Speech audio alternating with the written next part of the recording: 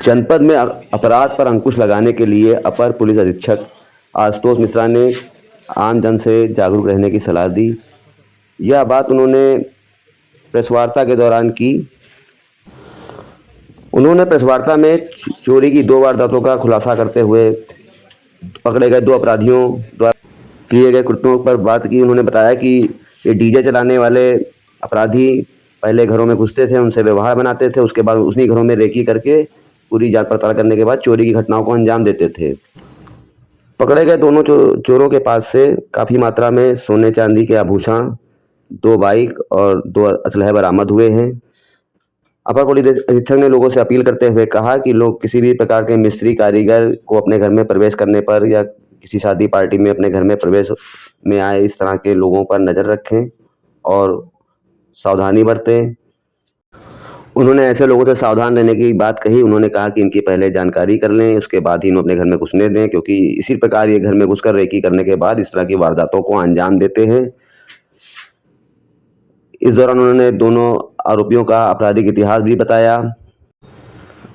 आइए अब सुनते हैं अपर पुलिस अधीक्षक की प्रेस वार्ता के कुछ अंश। दिनों में चोरी की घटनाएं कुछ घटित हुई थी, जो हमारे यहाँ बद्दोसराय और सफदरगंज में 2 घटनाएं हुई थी, जिसमें कुछ घरों पे और दुकानों में सफदरगंज में चोरी हुई थी और चिरैदा पूर्वा जिनका बद्दोसराय है यहाँ पे हुआ था, अम्बाव सफदरगंज में चोरी हुई थी। तो इसमें पुलिस अधीक्षक महोदय के द्वारा ये टीमें लगाई गई थी। थाना प्रभारी बद्दोसराय गजेंद्र सिंह और इनके जो अन्य उप निरीक्षक और हेड कांस्टेबल्स वगैरह हैं, उनको साथ लग करके ये लोग मैनुअली अपना ऐसे कौन से क्रिमिनल्स हैं उनके सत्यापन के कार्य में लगे हुए थे, जो एक अभियान चलाया जा रहा है। उस अभियान की सफलता के तौर पे ये अभियुक्त जो पहले भी कई चोरियों में जेल जा चुका है, इसके ऊपर गैंगस्टर की भी कार्रवाई हो चुकी है, लेकिन ये जमानत पे आकर के अपने दूसरे साथियों के साथ ये गांव में टहल करके डीजे वगैरह लगाने का काम करता था, जिससे इनका रैकी भी हो जाता था कि घर में कहाँ से निकलना, कहाँ से जाना, छत कैसी है, आगे पीछे कैसा क्या है, सारी चीज़ का इनको संज्ञान रहता था। और उसी आधार पे इन लोगों ने अपना सेट कर लिया कि किस घर में हमें चोरी करना सही रहेगा। तो एक ये अदनान और अमित वर्मा, ये 2 जो अभियुक्त हैं जिनकी गिरफ्तारी अभी हुई है, इनके पास से काफ़ी मात्रा में इनको मतलब सोने के आभूषण और चांदी के आभूषण प्राप्त हुए हैं। काफ़ी बड़ी रिकवरी इन्होंने करी है, पैसे भी नकद मिले इनके पास से। और इन अपराधियों ने दोनों घटनाओं को, बद्दोसराय की और सफदरगंज की घटनाओं को कबूल भी किया है। और इनके जो 2 साथी हैं, सुभाष मिश्रा और एक उसका अदनान का जो भाई है, वो दोनों फरार हैं। उसके बारे में ये लोग लगे हुए हैं और इसी पैटर्न पे कि घर में लोग सो रहे हैं और उसके बाद भी ये लोग जो है इस तरह की घटनाओं को अंजाम दे देते थे कि बगल में अलमारी तोड़ करके और आभूषण निकाल ले रहे हैं, पैसे निकाल रहे हैं। ये हमारे जो थाना प्रभारी और सर्विलांस टीम है, इन लोगों ने जब दबिश दी तो इनका बताना था कि वो 2 मंजिल जो छत थी उसके उस तरफ से कूद गया जहाँ पे आगे टीन शेड लगी हुई थी। सामान्य व्यक्ति जो है उस पर कूदने की हिम्मत नहीं कर सकता। तो ये बहुत ही डेयरिंग और शातिर टाइप के अपराधी हैं। गांव में सीधे बन करके ये रह करके लोगों को इस तरह से धोखे में डाल करके इस तरह की घटनाएं इन्होंने कारित किया है। और जो 2 अभियुक्त हैं उनकी भी गिरफ्तारी में ये लोग लगे हुए। ये जो हमारा एक ऑपरेशन सत्यापन का चल रहा है कि लुटेरे, डकैत और चोर शातिर अपराधी जो हैं उनको सबको सत्यापित करना और वो कर क्या रहे हैं उसके बारे में सुरागरसी और क्रिमिनल इंटेलिजेंस कलेक्ट करना।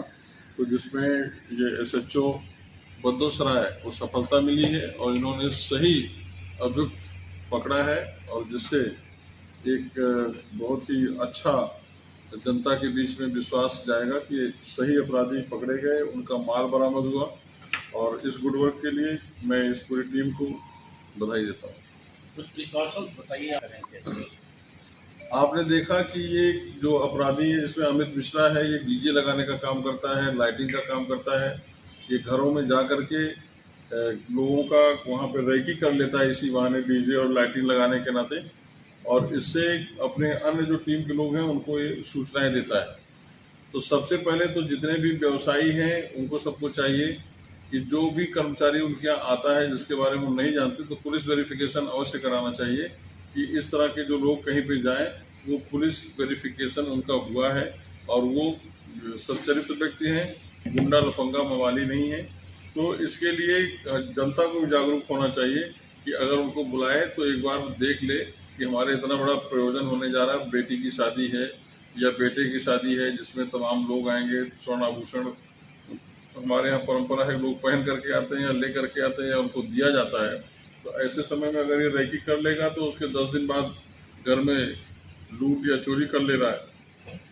तो ऐसे में सत्यापन हुआ व्यक्ति अगर हमारे घर में फ्रिज बनाने, एसी बनाने और डीजे लाइट लगाने आएगा तो हम निश्चित जो अच्छा व्यक्ति आएगा तो हमारे घर में इस तरह की घटनाएं नहीं करेगा। अगर हम घर में घुसाएंगे तो वो अपराधी करेगा, डीजे का बहाना और करेगा वो चोरी।